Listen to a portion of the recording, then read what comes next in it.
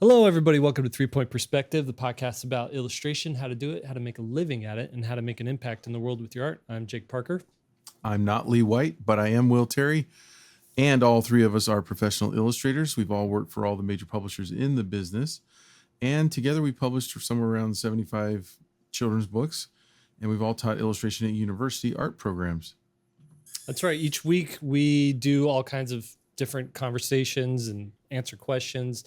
We'll have different artists that we'll interview from time to time. And this week is one of those times. Today, we're joined by Sanford Greene, who's a comic artist out of North Carolina. He's one of my favorite comic artists. South Carolina. He's one of my favorite comic artists. And I've known him for years. We've talked off and on. We've tried to make this call happen many times, but he has a crazy schedule. We have a crazy schedule. And we finally figured out where the planets aligned and everything. But I want you to check out his work. Go into this having looked at some of his work, just so you can understand the raw skill and ability that's on display here with Sanford's work. And in this episode, we get into the state of the industry, the comics industry, how to sort of break in on sort of a creator level instead of working for some of the bigger publishers, working on your own stuff. We talk about one of the coolest things is how he's been able to AI proof his comics career. We dig into that towards the end there. That's some really cool stuff. What'd you get out of this, Will?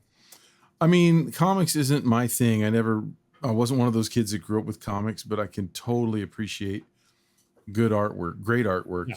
And I really appreciated his artwork and his candor and honesty about his career and just the totality of getting started and going through it. One major thing, unrelated to his work really, but is his current Kickstarter on Zoop. I didn't know that existed. It's not a Kickstarter. It's called Zoop, ZOOP. And they're kind of a one-stop shop. Instead of you having to go print after you raise your funds, they kind of help you arrange that and ship it out for you. They probably take a bigger cut than Kickstarter, but hey, you have a smaller headache at the end of the day. So that's cool. Yeah, that's cool. Well, let's jump into it. Talk to Sanford Greene. I wanted to kick this off with the question. You've been in the comics industry for years, maybe 3 decades, 2 decades, something like that. Yep. I want to add 2. Okay. I want to ask you, give or take, right? Yeah. I want to ask you, what do you think about the current state of the comics industry? It has been all over the place, I feel like, for the last 20 years. I just want to know how you feel about it right now. Yeah, I think the thing about the industry, I was actually listening to a podcast just last night about the ebb and flows of the industry. And I think now we're on a trajectory of it trending upwards again. I think somewhere around the mid 2000s, it was definitely down. Roughly around the end of 2020, we, had the pandemic and that really I think sparked a new avenue for storytelling, avenues for storytelling, platforms. There's 1,000,001 podcasts out there right now that speak on comics in illustration alike.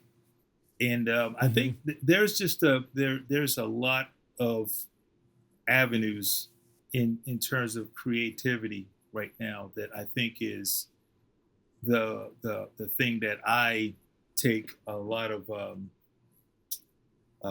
pride in to some degree, because we were right there at the cusp of that as well. Me and my creative partners on Bitterroot, we started our series in 2018, right when that trajectory was starting to trend upwards. It wasn't quite there yet, but like I said, 2020, the world shut down, and you would think that doom and gloom was at hand for our industry. That was the talk, but honestly, that was the spark. Interesting. It So rhymed. I did a rhyme there. That was pretty cool. Okay. Yeah.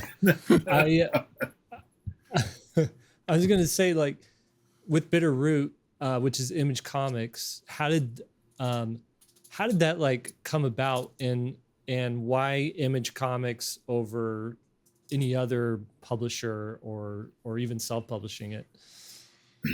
Well, that one was pretty straightforward, man.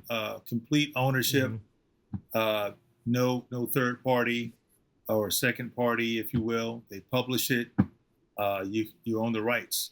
You've done work there with Image. They're the only game in publishing, in comics. I would say, honestly, in publishing that does it, unless you self-publish. To some degree, Image is kind of like that, but it's not that at the same time. So you get the experience of a lot of the aspects of self-publishing, but then when it comes to the actual distribution, they take care of all of that. They take a small fee for that part, but you own everything. So yeah, it was pretty much a no-brainer. Yeah. So, like, as far as like how they vet projects, because they don't just take on any old project. What was the sort of the vetting process for you? Honestly, we got Comic-Con coming up here really soon. It was actually a meeting with Eric Stevenson, publisher. We had a dinner meeting, and we pitched the idea at a dinner meeting, and he liked where we were going. And truth be told, I'll just be honest with you, our story was unique enough to where they didn't really have anything there like that, and they really wanted to. It's one of the few publishers, at least at that time, that you would think they would have a more diverse library. That they had some stories that were pretty diverse, but a lot of them, I would say 70% were kind of in the same vein. So they saw that as a warning to really go after more diverse stories. And we just happened to be in the right place pitching our story, and that got everything going. What's the pitch for Bitterroot when you're telling people about it? Well, I've learned to do a 1-minute pitch here, elevator pitch, if you will. It's about a family of monster hunters set during the Harlem Renaissance, and they use steampunk technology and alchemy to fight this infestation of monsters. You, as the reader, will find out why this family has to fight this infestation and where this infestation originated from.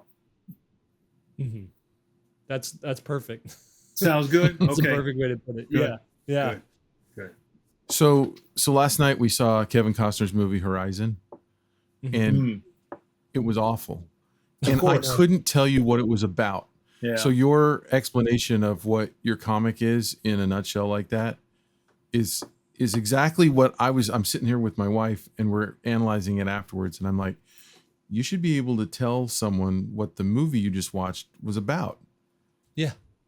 It's awful. Yeah. I don't know how someone can graduate to that level. Right. And Kevin not Costner, right. like household name. Yeah. I think that you need people around you that can tell you no. Yeah. And that's how you end up with that, Trust me. I mean, I thanks, man. I appreciate that. I think, over the years, you just learn to fine tune it. It wasn't as smooth as it not at first. It wasn't as smooth as I described it, but you sit with your story and your characters. Both of you guys know, and it becomes a part of you. It's one of your children, and so just like your children, all of their quirks, their likes, dislikes. All of it, and so your kids what they're about to do before they do it. So I think I treat I try to treat a lot of our concepts, especially with that. That was kind of the beginning of me really learning that, because all before it was someone else's story, someone else's characters, working at Marvel and DC Comics. But now you have your own, and so you want to really cultivate that to where, like Will just said, when you share it, they immediately can they can connect with it. Your collaborators, Walker and Brown, they're how did that like come together? Did they pitch to you? Did you pitch to them, or were you guys all just hanging out one day and like, hey, we should do a book together? What should it be? Yeah, well, it's a little bit of all of that.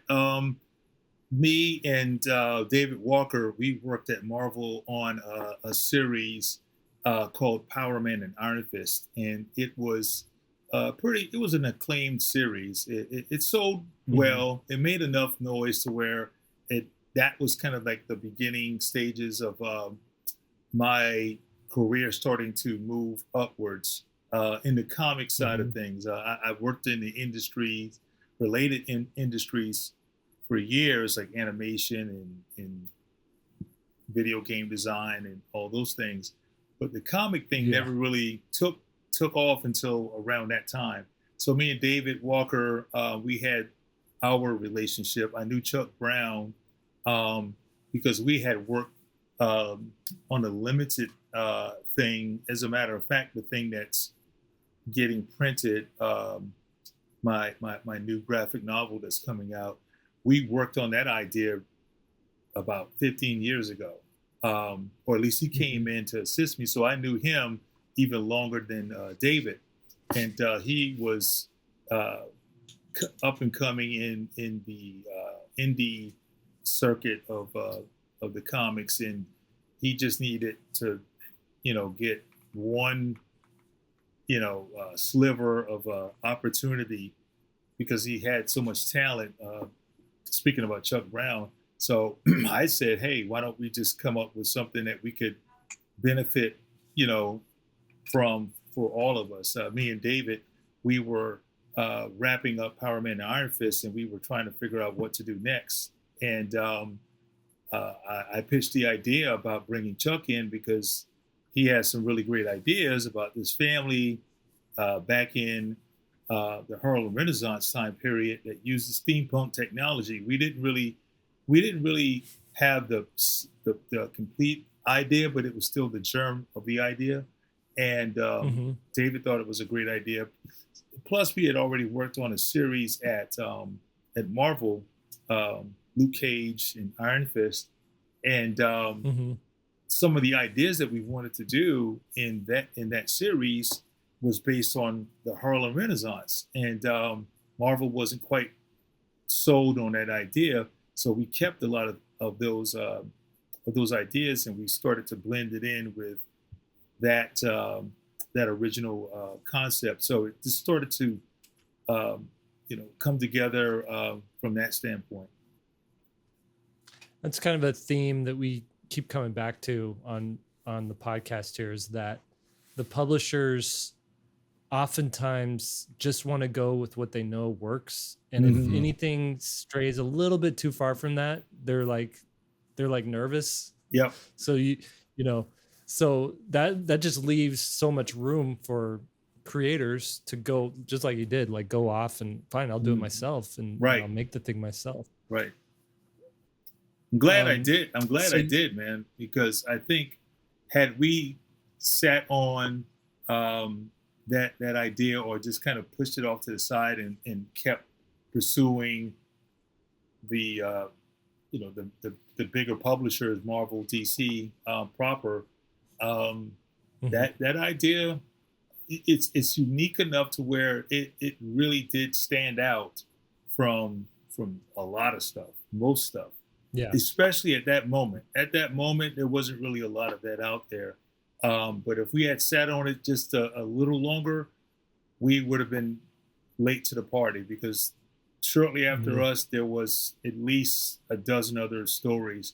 Not because of they were I think we opened the door for a lot of stories to be told Yeah. like that. Like so, it's one of those things where if you see it, you can be it. Like, oh, Yeah. they're doing that. I can do that. I got Yep. my idea. Let's Yep. get going. Yep. Where'd the name Bitter Root come from? I'll take Who credit came up for, with that? I'll take credit for that Okay. one, man. That was me. They you don't want to know what the original name was, or at least what they were trying to pitch. It was so cliche. It was like something from Image Comics in the 90s. That time, I'll put it this way: it had blood in it. That's for sure. It has to. Yeah. Blood was in the title, and I was like, guys, we gotta do a little better than this. Right. I love the name. Yeah. So you've got 3 volumes out of that, and what were you doing, like one a year? For the most part, and let me go back really quick to the title and why the title is called Bitter Root. There's kind of a double entendre to that. The most straightforward explanation is the plant bitterroot. There's a plant, and we use alchemy in our story, and this plant is the origins of their source of, as far as their resource, the core of their resources to be able to deal with this infestation of monsters. So that bitterroot plant is kind of like the main substance to create these serums that basically can kill monsters or cure people from becoming monsters, right? Mm-hmm. So there's that aspect of it. And then the more social, philosophical side of it, if you will, is how over time, if something causes you harm, some type of trauma, if you don't deal with it, it can fester and build over time like a root. And once it takes, it gets deep, and it's hard to pull the deeper it gets because it's so ingrained. So that's pretty much the explanation behind the title.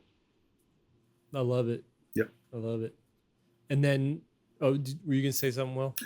Well, I have a question, but it's going to take us in a different direction. So keep going if you want to go on this line. I was going to ask, going back to the release schedule. So the first book comes out. Did you know it was a hit right then, or like nobody does 3 books if the first one's not selling, right? Right. Well, I think, like I said earlier, we knew that we had something unique.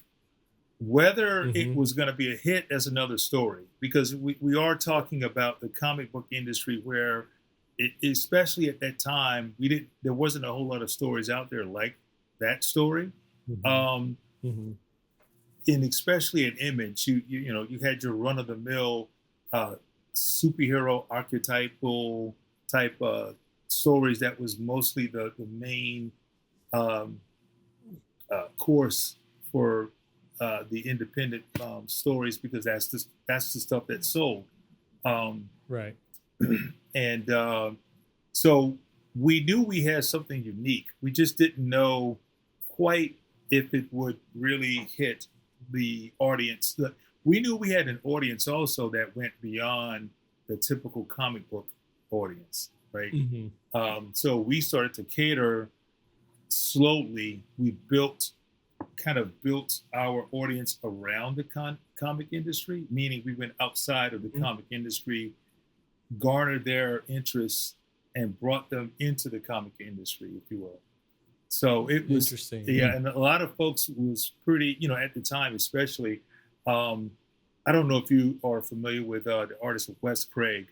He is he's a co-creator for. Oh my God, my brain is fried. Super popular book, Deadly Class. The Deadly Class series. It was a comic series, and then it became a TV show. And again, another very unique story. But we were very much looking at the direction that they were going and how they were pulling from the college,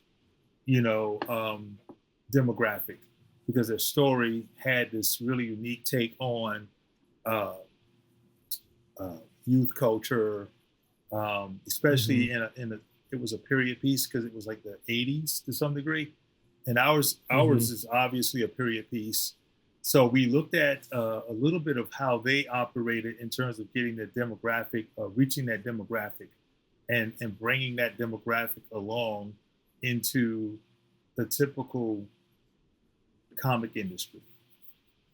Mm-hmm. Mm-hmm. That's cool. So so that first book, then I guess I know how, like, with Image, you don't get paid for a few months until those sales receipts come in, right? Right. So I'm just wondering about that that runway, that financial runway.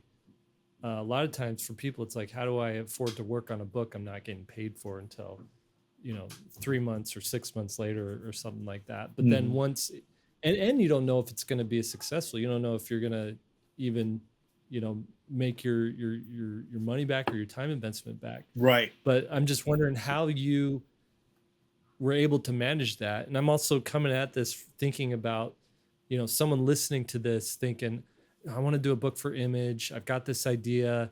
They're sort of maybe in that same position where, they may have a little bit of a financial net that can tide them over to create that project. Maybe they don't. They're going to work on it nights and weekends. But I'm just wondering, like, how did you manage to fit this into all the other stuff that you got going on? I think, well, the first part of that, I would say for me, I was just in a place financially, career-wise, where financially I was able to work on at least half of the series, or at least the first volume, which is about 3 issues worth. It was 5 issues in each volume. So I was in a place to where I was able to do that for 3 issues. I worked a lot. I mentioned it earlier about working in the animation industry, and I did a lot of that work, which it allows the animation industry, the projects that you're involved with. A lot of it is conceptual design, character design, what have you. It's a different discipline in process. So if you balance out your schedule the right way, you can do that along with doing something like a comic series. And Jake, you've done that a lot. So I just went after all of those types of jobs for financial stability while I work on the series. I would say and that again, that's for me. I would say for anyone who is starting out, you could almost treat it the same, have the same mindset.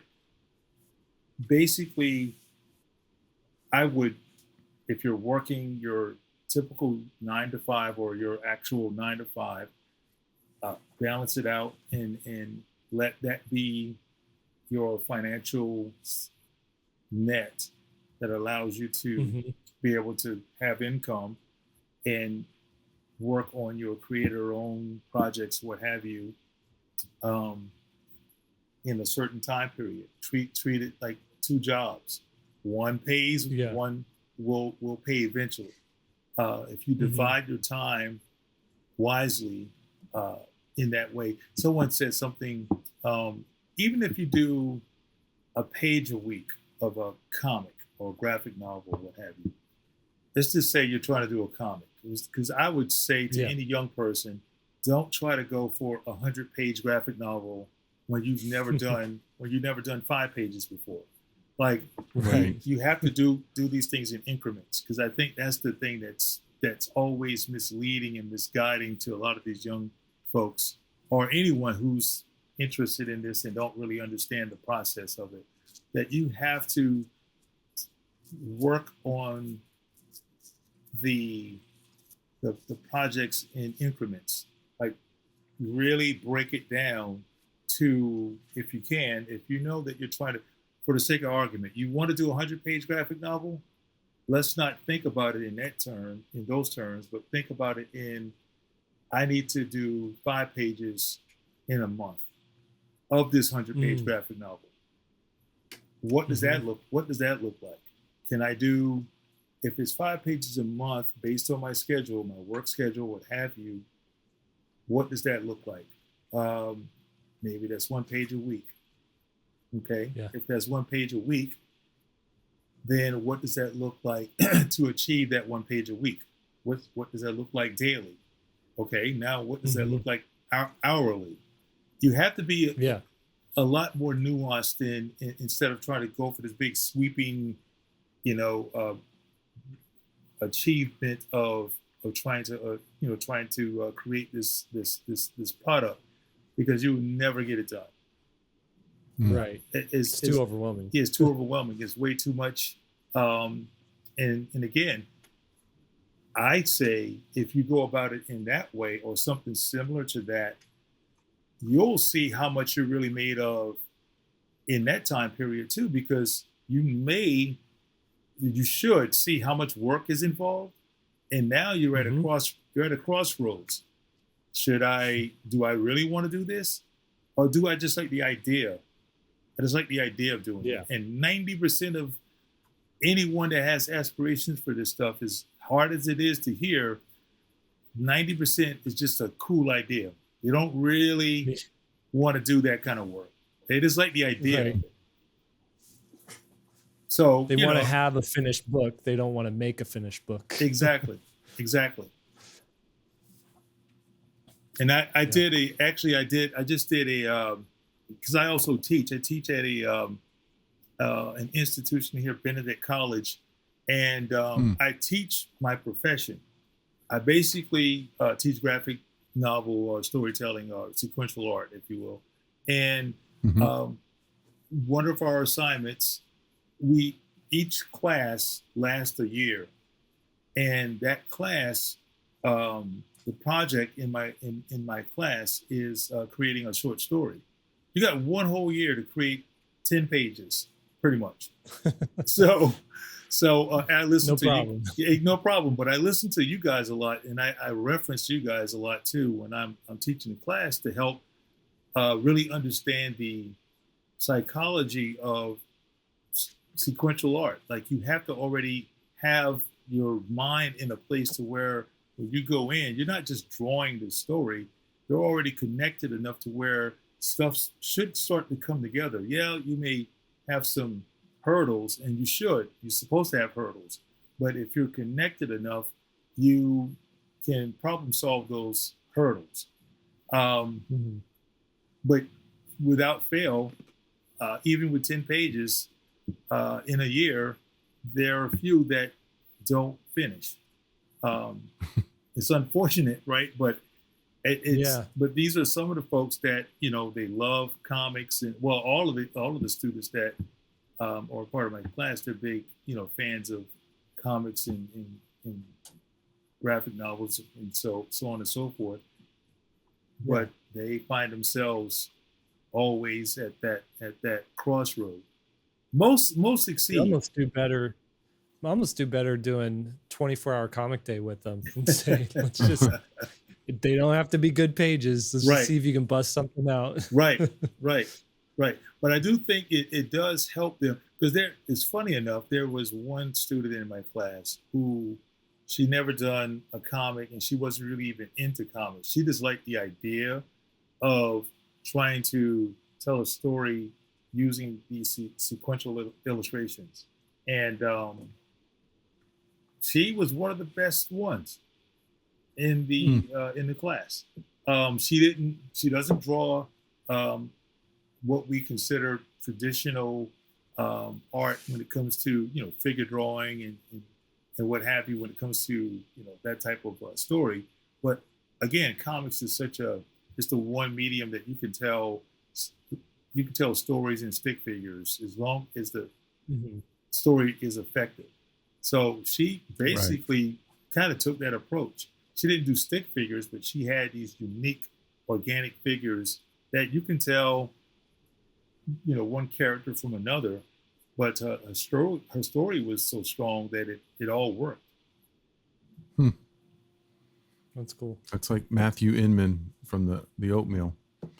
Right. Drawing was not his first language at all. Mm-hmm. In fact, I saw he's got a cartoon out now.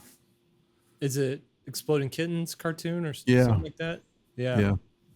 Yeah, his artwork is funny. It's funny artwork, but it's not like, what would you say? It's primitive. It's not. Yeah, it's a little primitive. Okay. It's perfect for the humor that he does, right? Yeah. Good drawing, really good drawing would ruin his comic. Yeah. It's true. I wanted to ask. I'm looking at your work, and I'm wondering, like, how did you learn to draw? Where did you go to school? What did you do? I'm still learning, man. And I'm saying that honestly. There are things that I'm just now looking at, and I'm like, oh, that's how you do that. That's how you fill in the blank. But in all seriousness, I started back since I could hold a pencil. I went to school. My higher education is at the same school that I teach. So I kind of came back as an alumni. They actually they reached out to me. They saw where I was going. They saw what I was doing with my career, and they reached out and wanted me to come back and speak to the art program. And when I did that, they proposed I do a workshop. I said, okay, I'll do that. And then they liked that. And then they asked, well, can you do this on a regular basis? And I'm like, well, that sounds like a class. And they said, well, maybe we could do a class. And I'm like, I'm a little busy for that. But they made it worth my while. And so, yeah, that's where that is. But yeah, I started That's really back. Cool. Yeah, I started back since I could hold a pen. There's probably not that many schools that have someone as accomplished as yourself teaching a comic class or a graphic novel class. You guys familiar with Nathan Fox, the artist Nathan Fox? Yeah. He's a buddy of mine, and again, we talk a lot because very similar. He's at School of Visual Arts in New York, and he had a similar sentiment about you're in a unique position. He was speaking about myself of being at a college, and this is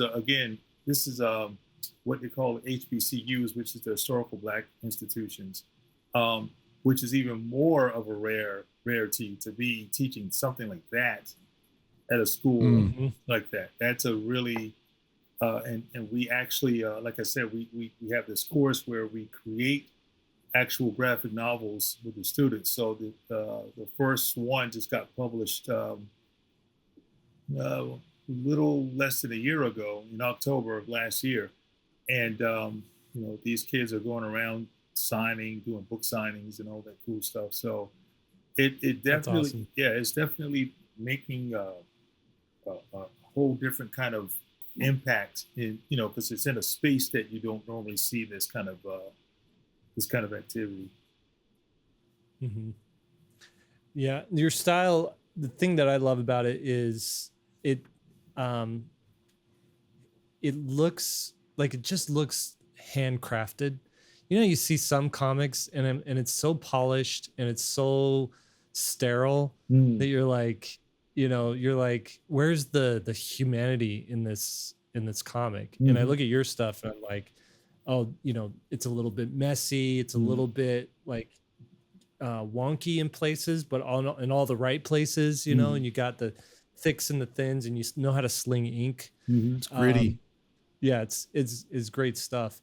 I wanted to ask you about, you've got a project now that's on Zoop, and it's 1000 is what's called. Sanford Greene's 1000. You want us to tell us a little bit about that, what that is?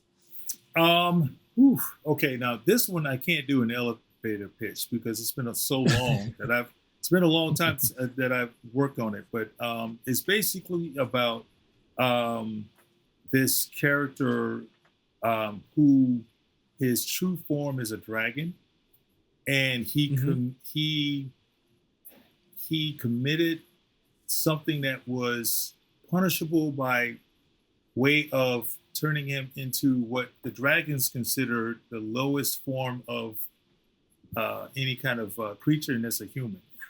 So, yeah, so I love that. That's a good premise. Yeah, so he basically has to commit 1,000 acts of penance in order to return back to his true form. And on his venture back to his true form, he encounters all these other characters that all have their acts of, well, they all have they're trying to find or fulfill their purpose as well.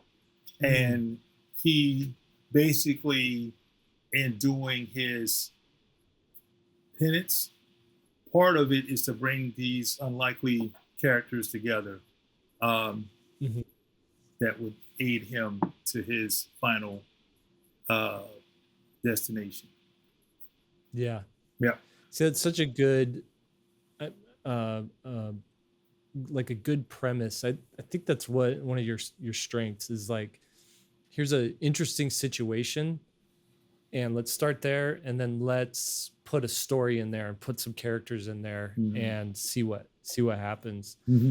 This thing's square. Why is it square instead of more of a vertical, what you'd expect from a traditional comic?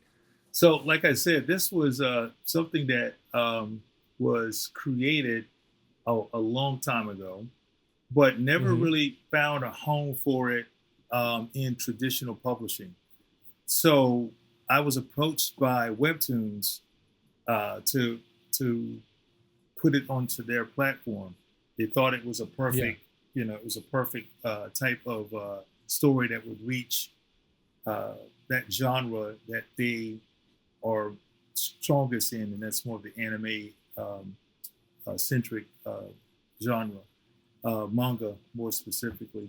And so that's where I started to put the actual stories, because I knew that and again, Webtoons is basically the digital platform that you use your mobile device to read whatever stories. So it's based on the scrolling format, where how people normally view their phones with whatever apps, whether it be Instagram or Facebook or what have you.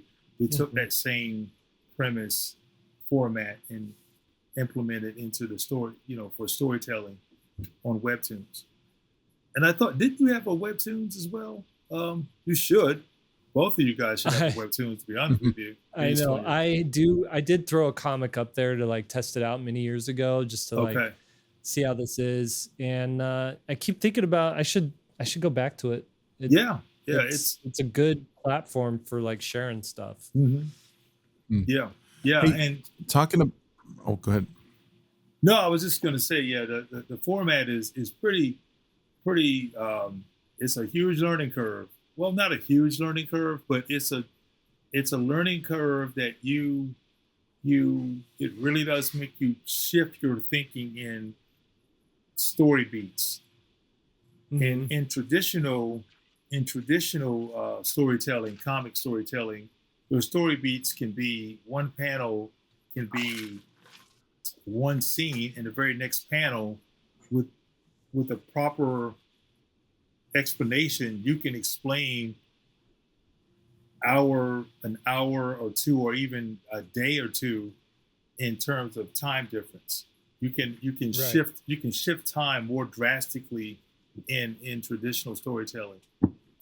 Whereas this, you literally have to move minute by minute, almost sometimes even seconds, in order for the transition. Almost like storyboards. It's almost like storyboards. So that part was definitely challenging.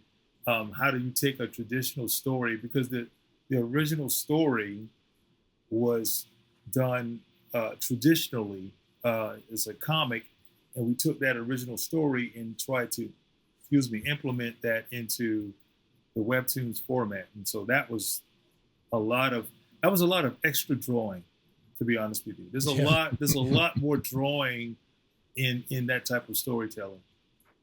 Mm-hmm. Hey, I just want to go back to your Kickstarter / Zoop. and I had never heard of Zoop before. So I'm sure you know about Kickstarter. And can you talk about why you chose Zoop over Kickstarter? Well, they honestly, they reached out a while ago, and they had a pretty unique pitch, or they have a pretty unique pitch in terms of, and they were doing this long before it. Now it's a little more options out there, but they were the first option in terms of fulfillment and being able to take care and handle all of the administrative work. That part for me was definitely the key, because they were the only ones really offering that type of service, where they do the campaign, and once the campaign is finished, they handle all the fulfillment. So you literally don't have to see any of the product if you choose not to. You may want to do some for if you want to do like a limited signing, and even with that, they take care of that. They ship it to you. They give you the labels to ship back to them once you're done with the signings, and so that was definitely, so they're like a full service. Full service, yeah. Wow. So do they arrange the printer too? That part is through there's a publisher that's handling that side of it. They handle a lot of the Webtoon releases that go to print, like a lot of the Webtoons that were Webtoons. They go through this company called Rocket Ship. They handle all the publishing side. So to some degree, again, I don't really have any responsibilities other than to talk about it. They handle. So you make the project. Yep. You make it, and then you promote it, and then you're done. Yep. Wow. At least with this one, I mean, Rocket Ship. They a lot of the folks that are a part of Rocket Ship, they used to be a part of Webtoons, and but they saw an opportunity to take a lot of those stories that were in that format and do a printed version of them. And so again, they saw that as a great avenue to create a new company that basically publishes Webtoons. Interesting. That's like, it seems like the perfect sort of blend between, it's like a step between self-publishing, Image Comics, Zoop sort of in the middle, right? Like, like I'm just gonna come here, I'm gonna make my project. They're gonna handle sort of the hard part, the part that's less creative, the more logistical part. So that's cool. That project ends on what day? In about 3 weeks, I think. So it just launched last week. I don't know the exact dates. I'm sorry. I'm not sure when this podcast is going to drop. So okay. So probably one or two. Sometime in August, right? Like mid-August, like August 15th, I think. Okay. Like so you guys, like, if you're listening to this, you gotta just, if you're not familiar with Sanford, you gotta Google his name. Go click on the link in the show notes and check out his art, because you really have one of the coolest styles, I think, in comics. And thanks. I noticed you're also with you have an art seller, like an art dealer for your original art. Yeah. Can you speak to that a little bit? Oh man, Felix. he's going to get a kick out of this once he sees this this podcast.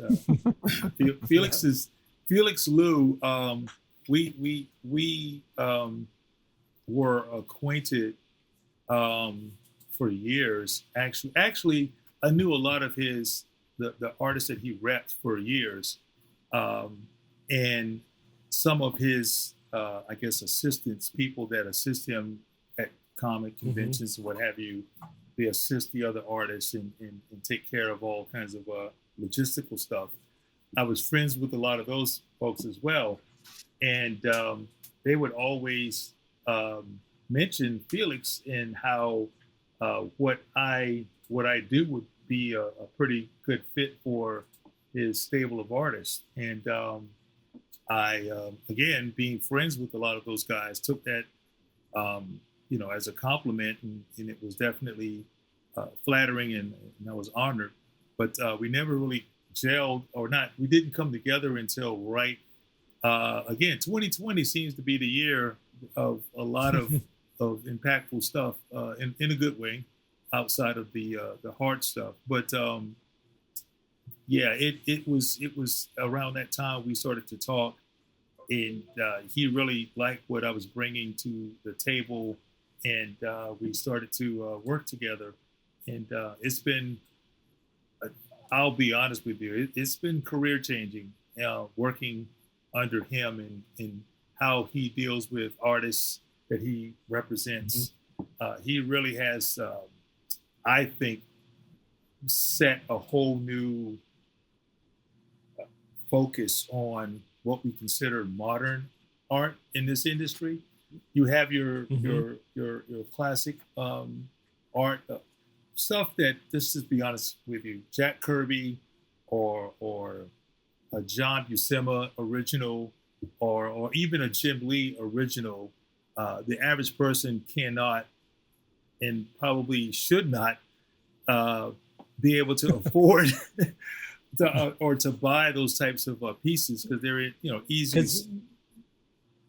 Yeah, $20,000 for a Jack Kirby, right? Well, I would say a little more than that, to be honest with you. Okay. The prices are, and look, I would be the first to say absolutely they're priceless, in my opinion. I mean, no amount of money could measure up, but there are original art out there that is almost unattainable, and a very small percentage of folks can obtain this work. So Felix, he found a space that allows artists like myself who have something unique that people appreciate, but they may not necessarily connect it to in terms of the value that a lot of this original art is valued at. Okay, so I want to just kind of, for the uninitiated in comics or understanding the comics industry, that's I'm talking to Will right here. Yeah. I just want to kind of give an overview of how a comics creator, just how that career kind of works. And so for years and years and years, essentially what you do is you'd make your comic art, you deliver your files, and then they would go make the book, it would get colored or whatever, but then you'd have this original art that you could then go sell on sort of like a secondary market. And if you're a really big, amazing artist, you could sell those for a ton of money. If you're sort of like mid-tier, lower tier, you might not be able to sell them, or if you could sell them, they'd go for $100 a page, something like that.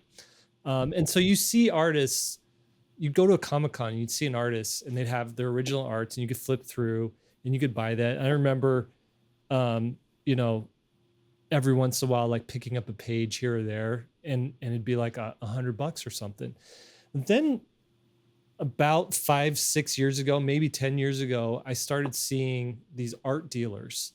And these were guys that were sort of like hype men for a particular group of artists. And he would find artists that were sort of all in the same vibe, that complemented each other, but also kind of had their own thing going on as well. Hmm. And there was a few of these art dealers coming up, and Felix was one of these guys. But really, his job was, I think, and what he's been brilliant at is to say, this stuff is collectible, and you should get it now because it's only going to go up in price later. And sort of timed it with this period where people were wanting to invest in things that weren't stocks, that weren't, volatile, like NFTs, that weren't, different cryptocurrencies that fluctuate up and down, but that were these really substantial things that they knew could hold value. And that's original art, specifically comic art. And so I watched him take, Daniel Warren Johnson, for example. I remember when you could get a Daniel Warren Johnson commission for $100, and now you're lucky to pay $1,200, for one, if he's even doing commissions, right? And I think that's a lot of what Felix was able to do, to say, hey, we've got a really talented guy here. You guys don't sleep on him. He's going places. He's going to be making books. And then I think really hyping up when a book comes out, saying, okay, we're going to be selling the original art for this book. Do not miss this date because this stuff goes fast. And sort of feeding into that. Did I get any of that wrong? Is that kind of what's been happening here? Dude, that's awesome. I almost think you need to lead in with that and then have me talk about Felix.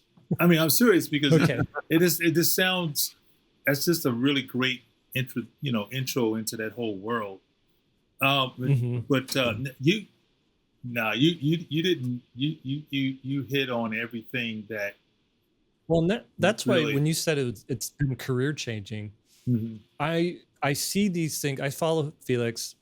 I can't afford a ton of original art. That's just out of my budget. But I like to collect digital. I'll take the scans and put them in a folder. Okay. Because I like looking at the originals and whatnot. But 30-page comic will go up for sale, or a 22-page comic go up for sale, and they're anywhere from $500 to $1,000 a page, depending on it, and they'll sell out in 30 minutes.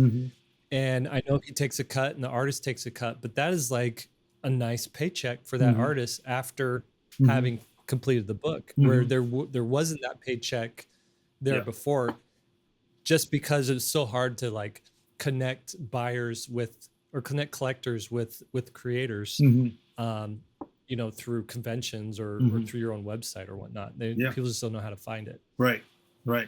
Yeah, and here's the thing that again with that aspect of it, and I'll speak specifically to Felix and how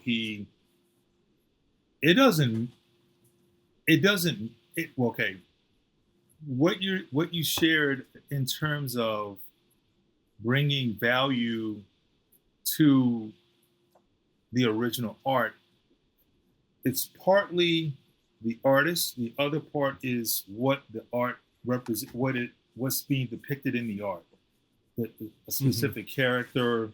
Obviously, the more popular the character, the more opportunity for the value to be higher.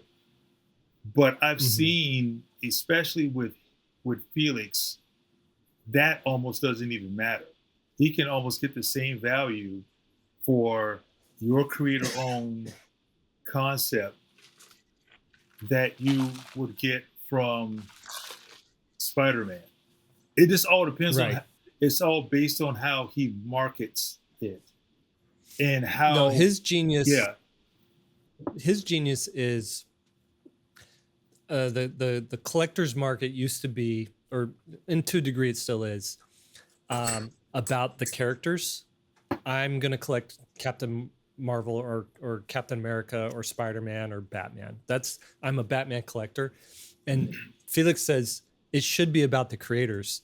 And I'm going to collect Sanford Greene's art, or Daniel Warren Johnson's art, or James Herron's art, and I don't care what they're creating. I'm a fan of them, and I want whatever they're coming out with. And then within that, now I'm going to look for a page that has one of their characters on it doing something cool, you know, because that might, it's cool, but it also might add a little bit more resale value if I ever do want to sell it again. And I really love that about what he's doing there. It's shifting that focus from the creations to the creators. To the creators.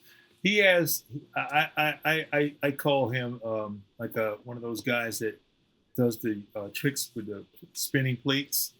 He can spin. Yeah. He can spin 5. I think there are about 5 plates that he can spin simultaneously without missing a beat. That's 2 of them. Then there's a third one where he can do this.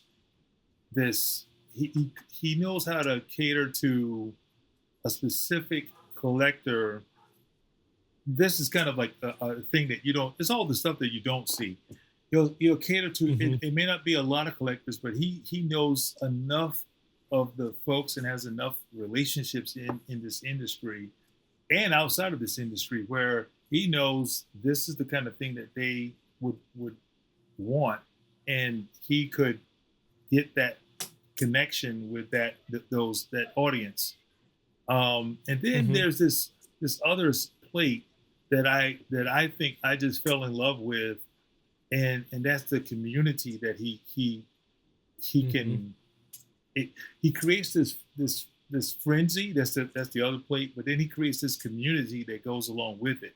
Like we do dinners together. We do other functions. Went to I didn't go on the trip, but they went to Japan. Just a lot of the guys that he represents. He just does this stuff that you feel like you're a part of. Again, a network, a community, and it's more than just selling art, if that makes sense. Yeah. Well, it's a true, like, you know, this is a big word, but a symbiotic relationship, you know, like he's benefiting from the artists are benefiting from him. And the more you take care of each other, the better everybody does. Sure. Right. Yep. Yeah. I think that's cool. And he's definitely the tide that raises all boats, because he has those relationships, and those relationships, they value him, and then that permeates to other folks that we hear about that, and now they want to see what's the big fuss. And so again, and of course that, you know, we benefit from that. Yeah. The other thing too I like about this, and maybe we'll finish out the podcast with this topic, and that is going back to what I was saying, like your art has soul. The art that Felix represents has soul. These are like artisanal comic making, because comics was really going down this path where just get it done as fast as possible, use as many digital tools as possible. And Felix, and I would say the Felix crew, like everybody who's on there, is let's put as much on the paper as we can. Let's sling ink. Let's use whiteout where we can. Let's cut out paper and paste it on there to fix mistakes instead of fixing it digitally, so that we have this really genuine artifact at the end of it. And what that brings me to is artists using AI, or AI taking away jobs from artists. And you've sort of AI proofed your career in that the people who want your work want something drawn by a human. They're not going to want something that's been spit out of a computer, and then they want the actual original art that the human has. And those are two things that a computer can't offer these people. Yeah. Can you speak to that, and how do you feel about like sort of AI tools and the future of, or the intersection of that with comics? A lot of what you just shared, man, being AI proof, if you will, has been kind of the mindset for, at least for me, before it was kind of a thing that was among the masses. We knew about it, and there was always conversations about it. we really, I say we, speaking of a lot of artists, we had these conversations about what does this mean? Is it going to be just like another tool like Photoshop, or is it going to be the thing that's going to literally take over? And we were of the notion, and again, I'm saying we because a lot of us had these conversations of, well, if I'm putting stuff on paper, there's nothing that's going to ever take that away. Now, mind you, we're realistic too that there are certain occupations in the art field where AI probably will take over.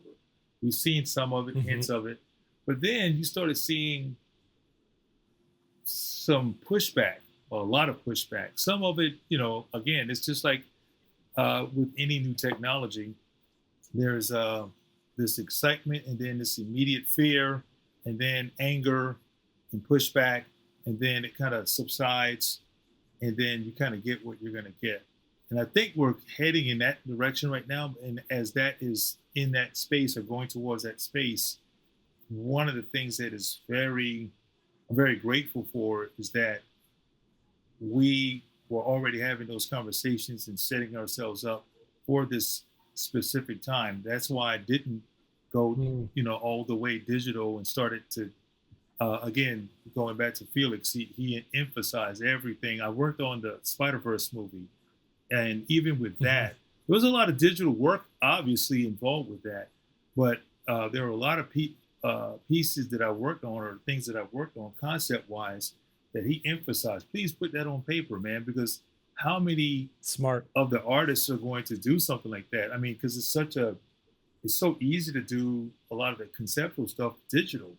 I didn't think it was that big of it would make that big of a difference, but it definitely made a big difference in terms of how people received even something like that. It's one thing to do that with sequential art, with actual traditional comics, but to do that with just doing that in conceptual stuff, putting it on paper. When I saw that, because I've worked in concept art for animation, and when I saw you dropping those the concept art stuff that you did for Spider-Verse, but as traditional digital or traditional inks, like traditional art, I was just like, he is so smart. Like, now everybody wants a piece of history, and whether it's a comic or whether it's an animated film, if you can own an original animated cell from Akira, you've got a little hunk of gold, right?